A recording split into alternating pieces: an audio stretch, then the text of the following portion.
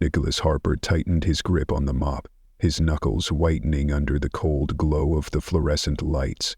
The sound of the mop echoed through the empty supermarket after closing hours. The scent of cleaning solution lingered in the still air, blending with the ticking of the wall clock. A soft reminder that time kept moving. It was past midnight. The other employees had left long ago, their laughter and goodbyes fading into memory. Everyone, that is, except Lisa. Nicholas glanced toward the break room. Lisa was there, folding her old apron carefully and slipping it into a worn-out bag, treating it like it was the last precious thing she owned. Her movements were quick but meticulous, like she was racing time while trying not to waste a single second or ounce of energy. There was something about her that Nicholas couldn't look away from. Not out of shallow interest, but because she seemed different. Love watched this. There was depth in her, a quiet force, stronger than hard work or discipline. To Lisa, Nicholas was just Jordan, a quiet, unremarkable janitor, and that was exactly how he wanted it. Nicholas wasn't here to be recognized. He was the owner of the entire supermarket chain, but he hadn't come to manage from a leather chair. He believed real problems couldn't be solved from behind a desk. Reports of poor conditions, low morale, and unfair pay had reached him. So he had taken off the suit, put on a uniform, and walked into his own business anonymously. What he found wasn't what he expected. Most of the employees weren't miserable. They were tired, sometimes stressed, but they laughed, worked, and lived. Lisa, however, was different. She worked at a level no one could match. Running the register with patience, even when being blamed by angry customers, stocking shelves faster than the night crew, and always volunteering to clean the messes no one else wanted to. But it wasn't her work ethic that troubled Nicholas. It was the way she disappeared each night. No dinner, no hanging out with colleagues. She left in a hurry, like she was running from something. Or to something, and no one seemed to notice. No one asked. The curiosity in Nicholas slowly turned to concern. As her employer, he felt responsible, but more than that, as a human being, he felt guilty. Someone like Lisa, humble, invisible but deeply good, deserved more than to be overlooked. That night, as Lisa threw on her thin jacket and slipped out the back door, Nicholas set aside the mop and followed. He wasn't sure why. Maybe guilt. Maybe empathy. Maybe something deeper he couldn't name. But something inside told him he needed to understand. Maybe this was the moment when a businessman stopped being a boss and became human. The next morning, Nicholas woke up with a new kind of clarity. He had to help Lisa, but he had to be careful. Lisa wouldn't accept charity, not even a kind word if it hinted at pity. So he took a slower path, a thoughtful one. Trust first, then help. That night, back at the store, Nicholas watched Lisa with new eyes. Not the surface glances of days before, but really watched. Her shoes were splitting at the seams, each step scraping the floor. Her hands were cracked and rough, bearing the silent scars of relentless work. And her eyes, always kind, now held a deep exhaustion, one that people who've survived invisible wars carry with them. After their shift ended, Nicholas tried to keep the conversation casual. "Long night, huh?" he said lightly. Lisa gave a faint smile. "Aren't they all?" He hesitated. "Don't you ever take a break?" She didn't look at him. "Can't afford to." The answer hit him hard. Not just the words, but the way they were said, flat, inevitable. A truth he'd never lived, but one he could feel pressing against his chest. He wanted to ask more, but he knew, push too fast, and she'd vanish. So he shifted gears. "Ever think about doing something else? Like a different kind of job?" Lisa's smile disappeared. "Not everyone has the luxury of choice." Her words echoed in his mind long after she walked away, ending the conversation not with words, but with silence. That night, restless, Nicholas returned to the shelter. Howard greeted him with a knowing smile. Helping out again? Nicholas nodded and took an apron. As he cleaned tables, he spotted Lisa across the room. She was handing out blankets and hygiene kits to a young mother and her kids. Her face held a strange kind of calm. Not from joy, but from giving. Even when she had nothing to spare. Has she always been like this? Nicholas asked quietly. Howard nodded. Since her mother passed. Cancer. Lisa sold everything she had. Her apartment savings. To pay for treatment. When her mom died, she lost everything. She ended up here. Nicholas felt a lump in his throat. How could someone lose it all? And still give so much? No one tried to help her, he asked, voice tight. She wouldn't let them. Howard replied. Lisa doesn't want to hand out. She wants to earn her way through it. Even if it's harder, Nicholas understood. But it still hurt.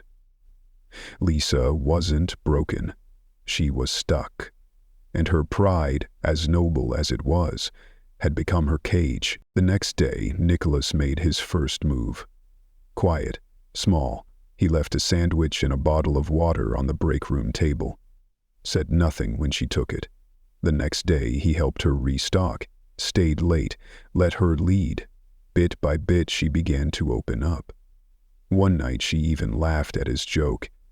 A short, raw sound that clung to him longer than he expected. Still, it wasn't enough. One night, while sweeping, Nicholas floated the idea. Heard management's looking for someone to train the new hires. He said, I think you'd be perfect. Lisa stopped. Why not? You're already doing most of the work. She chuckled, shaking her head. I'm not management material. Well, not? He asked gently. I don't have time. That stuff's not meant for people like me. But Nicholas saw through it. It wasn't doubt. It was fear. Fear of trying. Fear of failing.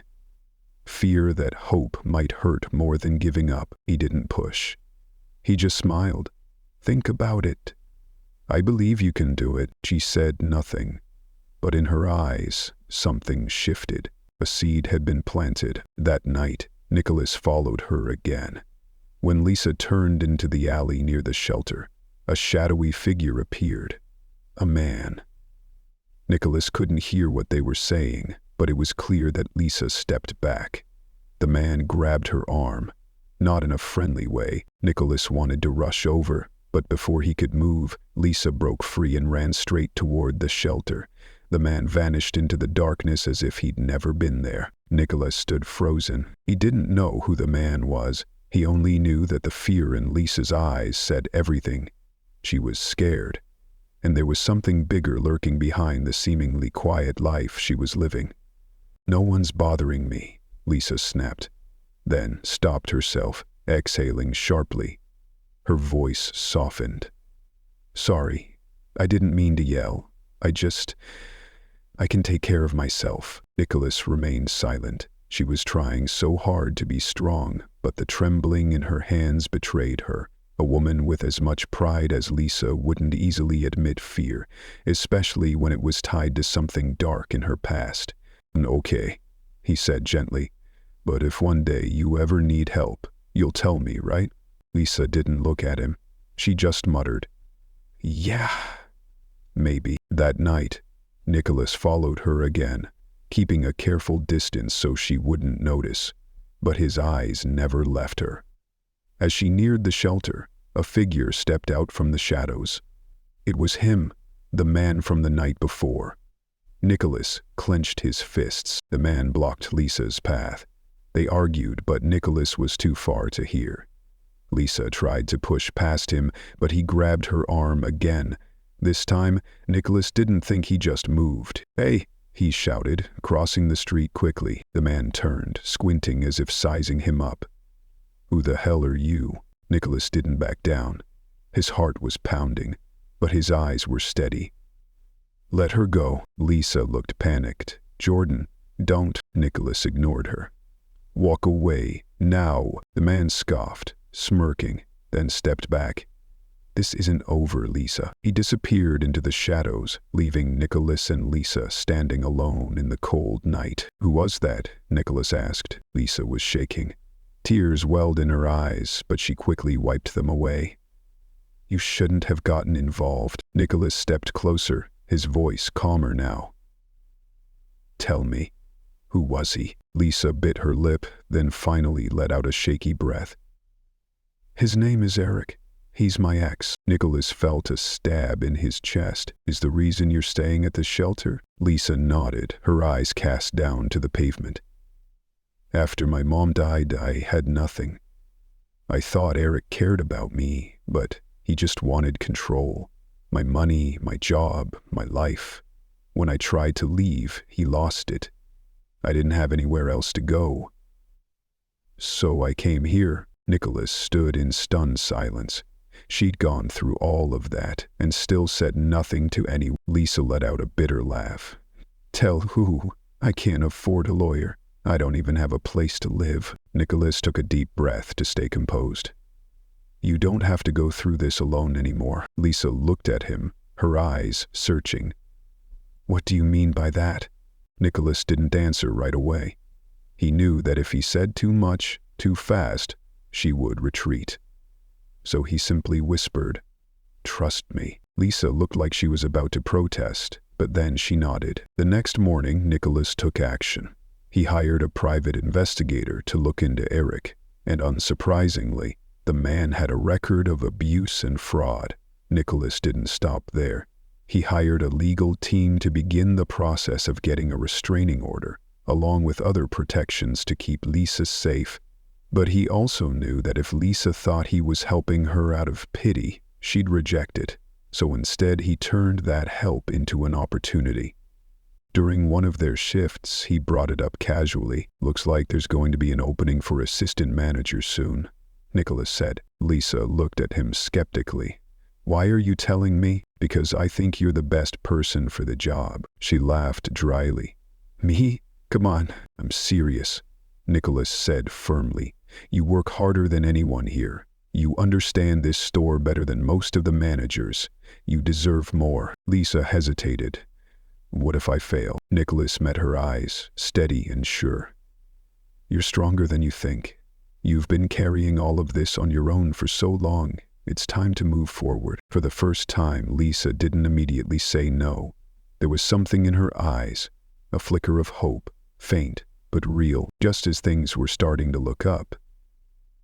Eric showed up at the store. Lisa froze. Nicholas stepped in front of her without hesitation. You need to leave, he said. Eric smirked. Or what? Nicholas didn't flinch. Or I'll have security escort you out. Eric's eyes darkened, but he backed off. This isn't over, he growled. Nicholas turned to Lisa. She was trembling, her face pale. It'll be okay, he said. She nodded, but the fear in her eyes was still there. Days passed, but Nicholas couldn't stop thinking about Eric, or the terror that lingered in Lisa's eyes. Even as the restraining order progressed and the investigation dug deeper into Eric's past, Lisa kept working, like she was trying to outrun her own emotions. Every night, Nicholas hovered near the stockroom, pretending to organize supplies, but watching her. Lisa moved through the aisles like a ghost, silent, tense, flinching whenever someone walked by. That night, he waited for her by the exit. She approached, her eyes scanning the parking lot as if expecting something or someone. When she saw nothing, she exhaled, but her shoulders stayed rigid. No one's out there, Nicholas said as he walked beside her. They walked in silence, only the soft echo of Lisa's worn shoes tapping against the pavement. Can I ask you something? Lisa finally said. Nicholas paused, caught off guard. Yeah, go ahead. Ask me anything. Lisa didn't stop walking. Why are you doing all this? You hired lawyers? Surveillance? You act like saving my life is your responsibility. Why, Nicholas? Her question cut through the air like a sharp blade. Nicholas quickened his pace to keep up, each step heavy on the cold pavement. He wanted to tell her the truth, to reveal who he really was, that he wasn't Jordan the janitor but the owner of the entire chain. but something in her eyes stopped him. "Not yet, because I care," he said simply but sincerely. Lisa let out a bitter laugh. "Care? You don't even know me." Nicholas stopped walking, forcing her to face him under the hazy glow of the streetlight. "I know enough not to stand by and do nothing," he said, his voice low but firm. "I know you're the hardest working person I've ever met. I know you always put others first, even when you have nothing. I know you're scared, but you show up anyway, because you won't allow yourself to fall." Lisa looked at him, her eyes shimmering with unshed tears. She said nothing. Nicholas stepped closer, his voice softening to a near whisper. "I'm not trying to fix your life, Lisa. I'm just trying to make sure you don't lose it." She turned away, her voice trembling. "But what if I already have?" "You haven't," Nicholas said quietly. "You're still here. You've survived the worst of it. You're stronger than you think." She didn't argue, and that silence, to Nicholas, was a kind of hope. When they reached the shelter, Lisa walked inside while Nicholas lingered at the entrance, about to leave, when Howard stepped out. "She told me what happened," he said softly. Nicholas turned. "About what?" "That man. Eric, the restraining order. I know Lisa doesn't like asking for help, so I'll ask for her. How serious is this?" "Very serious," Nicholas replied without hesitation. "But I'm handling it. The order's almost finalized. I've also got someone keeping an eye on him." Howard studied him, eyes sharp. "You're not just some janitor, are you?" Nicholas swallowed. "What makes you say that?" Howard gave a knowing smile. "I've been around long enough to spot someone who's hiding something. Don't let her down." 2 days later, Nicholas' phone rang in the middle of the night. It was the private investigator. "That's back near the shelter," he reported. Nicholas jumped to his feet, heart pounding. "How close?" "Close enough to be a threat." Nicholas rushed out of his apartment. When he arrived, he didn't see Eric right away, but then he spotted him, leaning against a wall across from the shelter, eyes locked on the door Lisa had just disappeared behind. Without thinking, Nicholas marched forward. "Hey!" he shouted. Eric looked up, annoyed at first, then smirked when he recognized him. "Oh, it's the janitor." Nicholas stood his ground. "I warned you.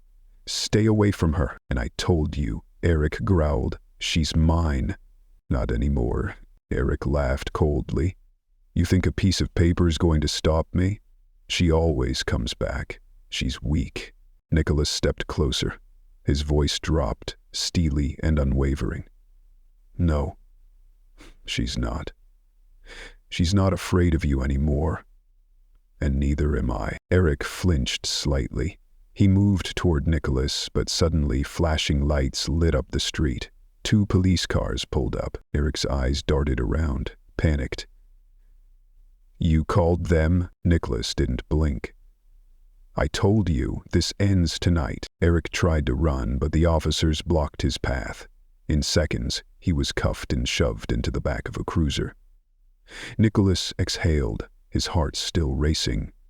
But he knew it wasn't over. Inside the shelter, Lisa saw Nicholas enter, his expression tense.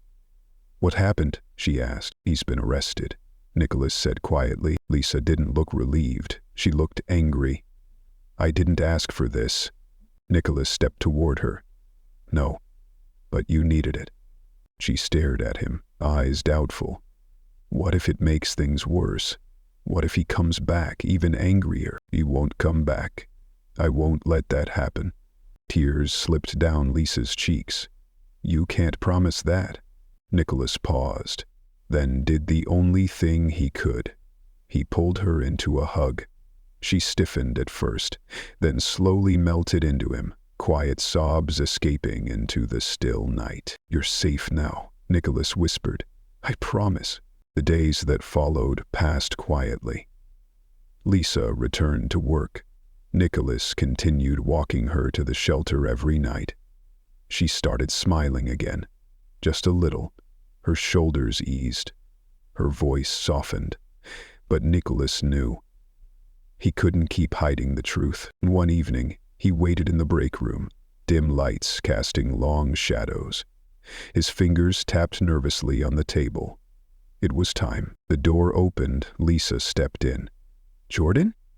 Why are you sitting here?" Nicholas stood, palms sweating. "We need to talk." She folded her arms. "About what? It's nothing bad. But there's something I've been keeping from you. Something I should have told you a long time ago." Lisa narrowed her eyes.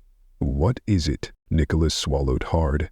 He'd rehearsed this moment 100 times, but now the words caught in his throat. Finally, he said slowly and clearly, "My name's not Jordan. It's Nicholas.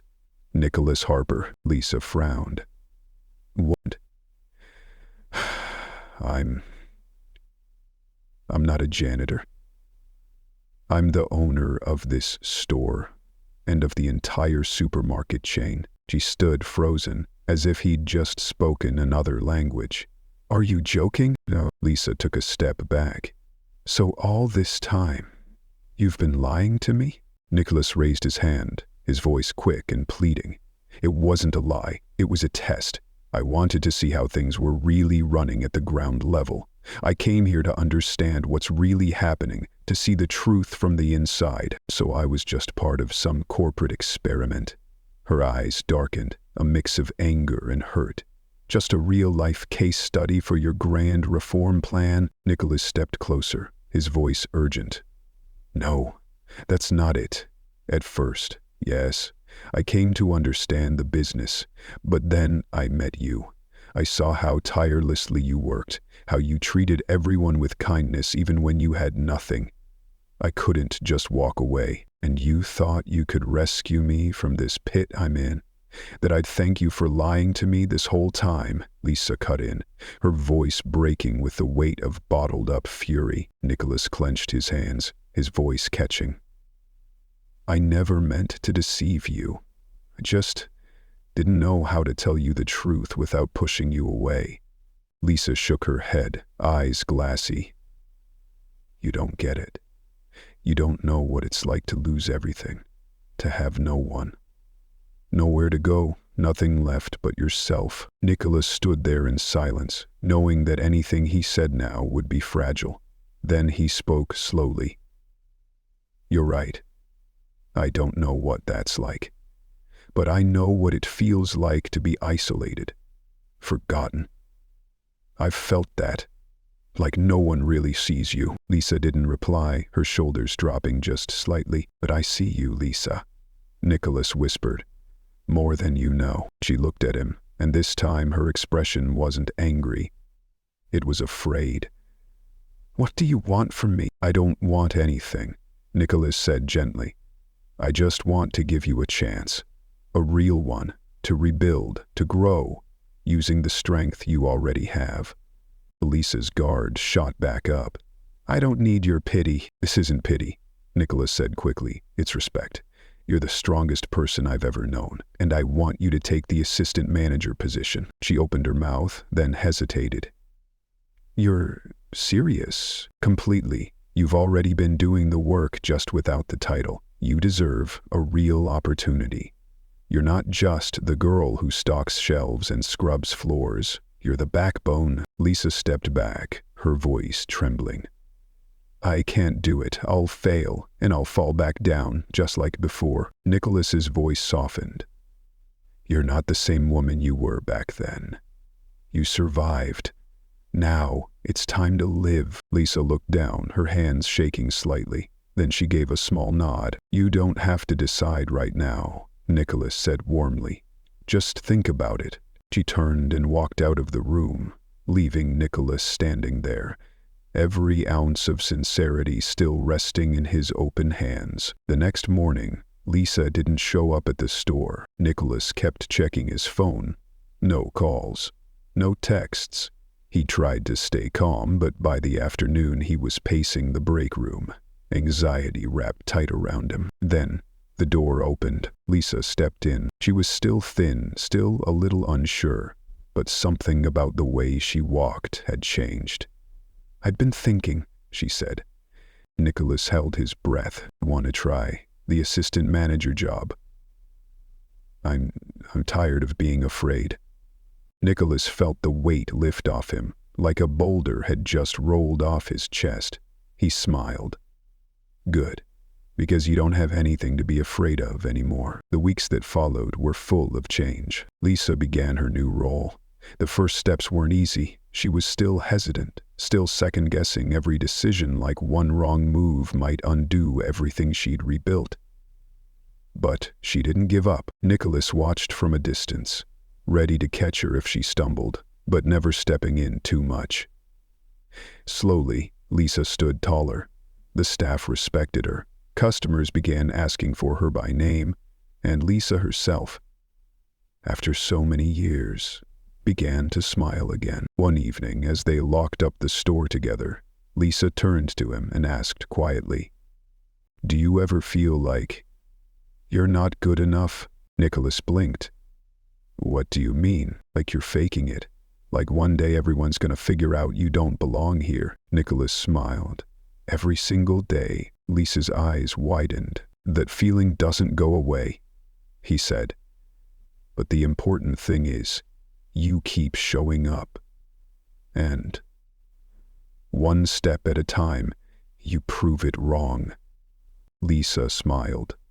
And this time, it was genuine, without hesitation. A month later, Lisa stood in front of the store's glass doors.